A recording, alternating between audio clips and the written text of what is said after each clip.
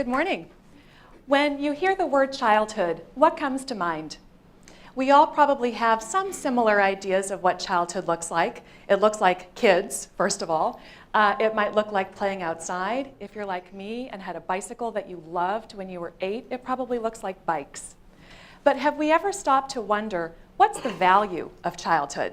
If you're a kid, the value of childhood is pretty easy to see. It's largely fun, you have very few responsibilities, and you get most of the summer off. But what about the value of childhood to communities, to societies, to our world? I believe that childhood is a magical time, and that children can offer us adults clues for the solutions to the problems that we are very busy trying to solve in our adult worlds. If you haven't already figured it out, I'm a mother. I have 2 children, daughters, who are now 8 and 10.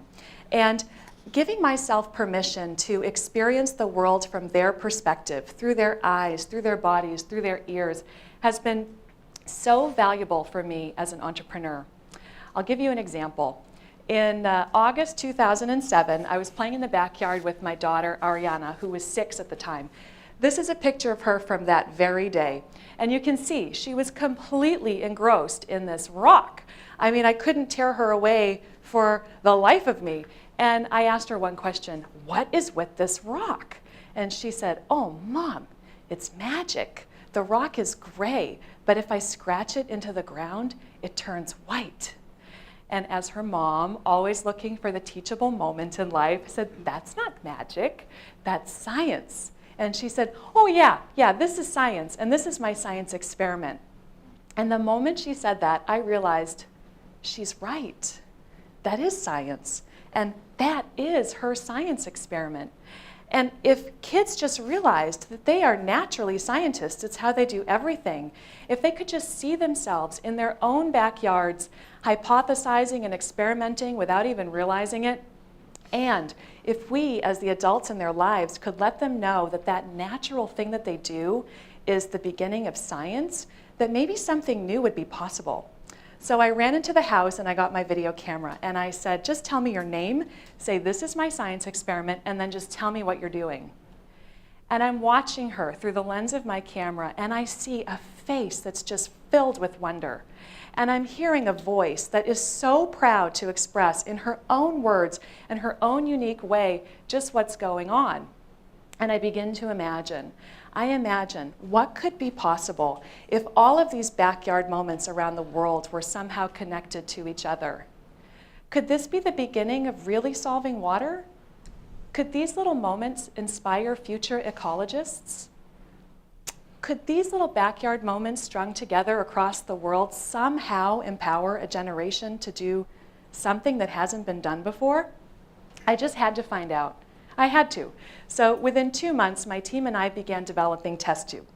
TestTube is a website, as Mobin was mentioning, that allows kids to create, share, and upload video of themselves doing science experiments wherever they are, in their backyards, in the kitchen, in the classroom, doesn't matter, you name it.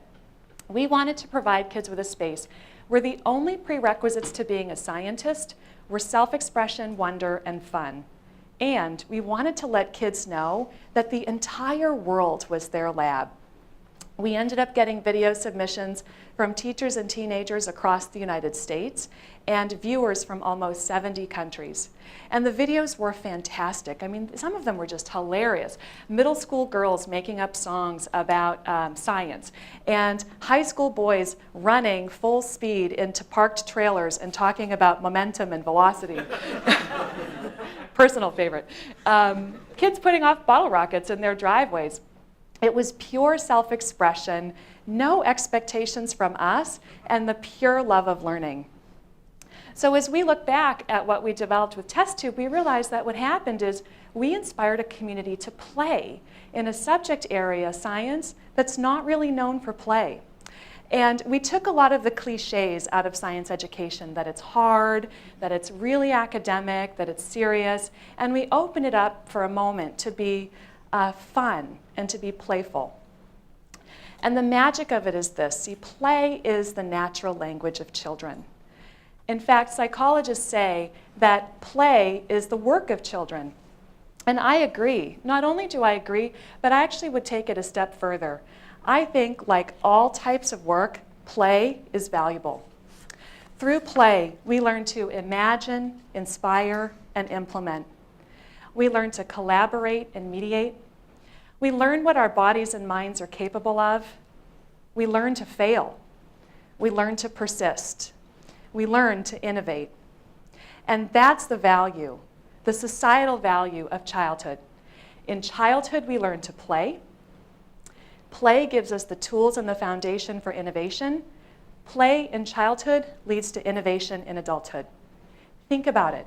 The great entrepreneurs, the great innovators, they imagine, they inspire, they implement, they fail, they persist, they play. Around the world today, childhood is at risk. Adolescent stress, poverty, violence abound.